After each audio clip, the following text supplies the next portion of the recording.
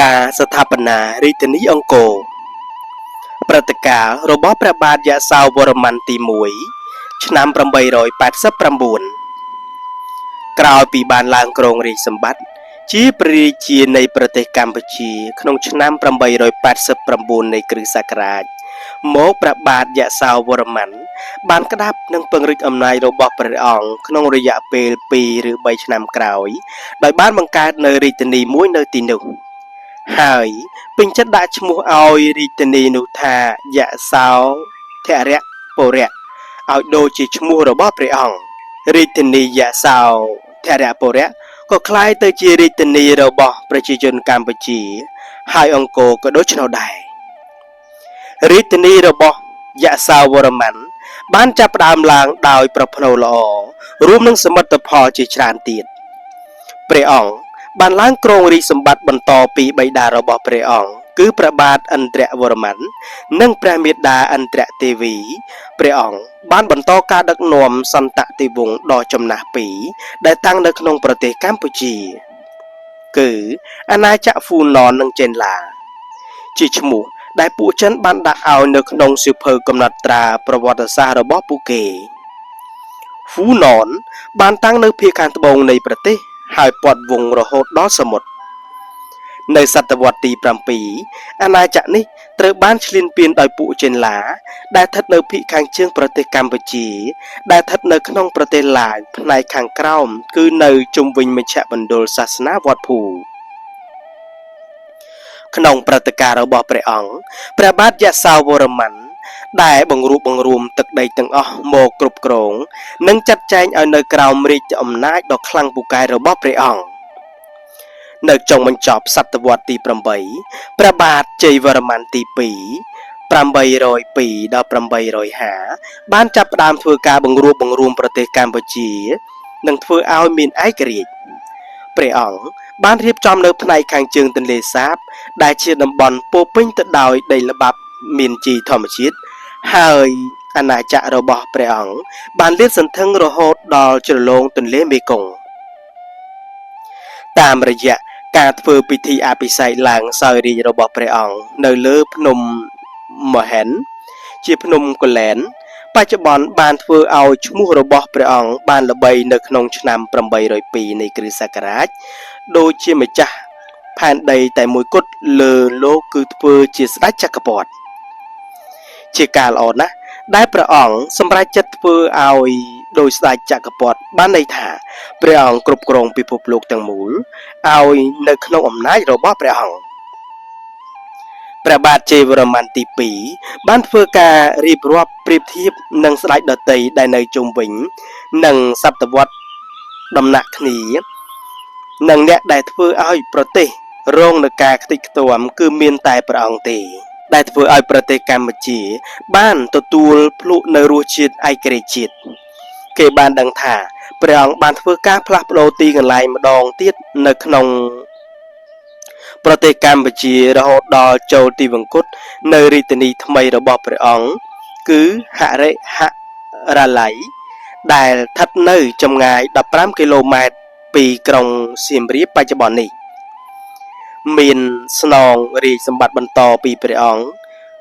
2អង្គគឺមួយអង្គជាបុត្របង្កើតរបស់ព្រះអង្គគឺស្ដេចជ័យវរ្ម័នទី3ហើយមួយអង្គទៀតត្រូវជាបងប្អូនសាច់ឆ្ងាយខាងឪពុកម្ដាយគឺឥន្ទ្រវរ្ម័នក៏អាចធ្វើការបន្តស្នាដៃនេះបានដែរក្រោមអំណាចរបស់ព្រះបាទឥន្ទ្រវរ្ម័នបានសម្រេចផលក្នុងការប្រមូលផ្ដុំប្រជាជនមួយភាគធំនៅក្នុងប្រទេសកម្ពុជាក្រោយមកទៀតនៅភាគខាងជើងនៃប្រទេសជាដីព្រះកេររបស់ភវបុរៈដែលស្ថិតនៅខាងក្រៅការគ្រប់គ្រងរបស់ព្រះអង្គនៅឡើយក្រោយពីការឡើងគ្រងរាជ្យសម្បត្តិបន្តពីជ័យវរ្ម័នទី3ព្រះបាទឥន្ទ្រវរ្ម័នបានសម្រេចចាកចេញពីរាជធានីហរិហរាល័យ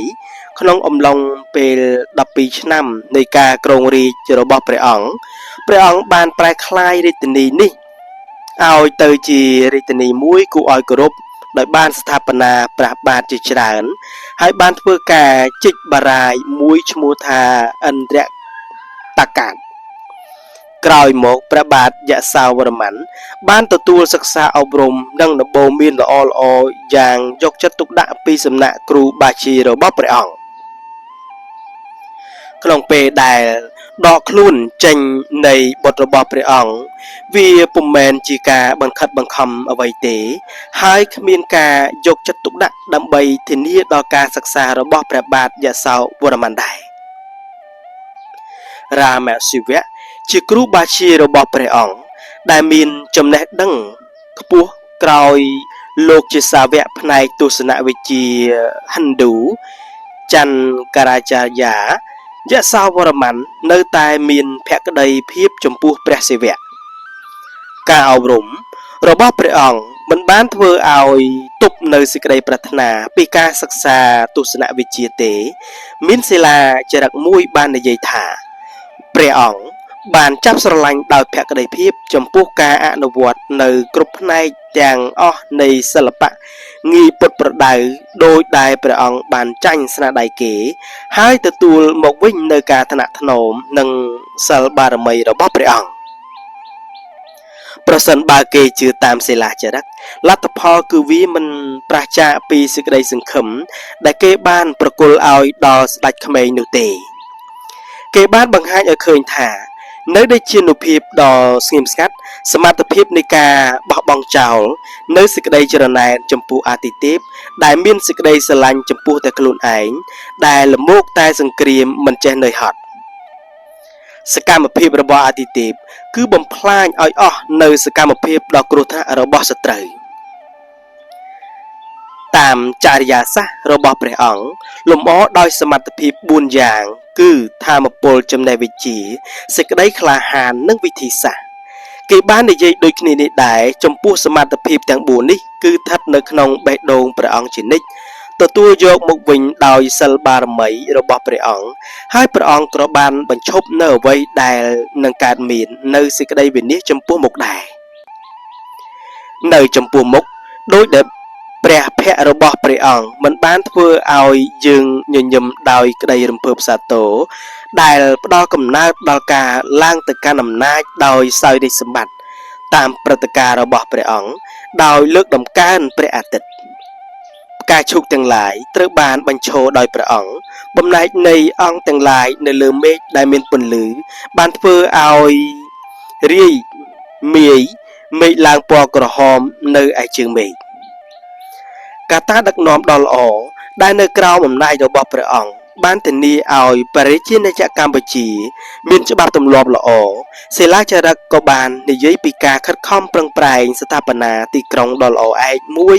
ទៅតាមគំនិតរបស់ព្រះអង្គឲ្យដូចជាទីឋានរបស់អាទិទេពមកប្រតិស្ថាននៅលើផែនដី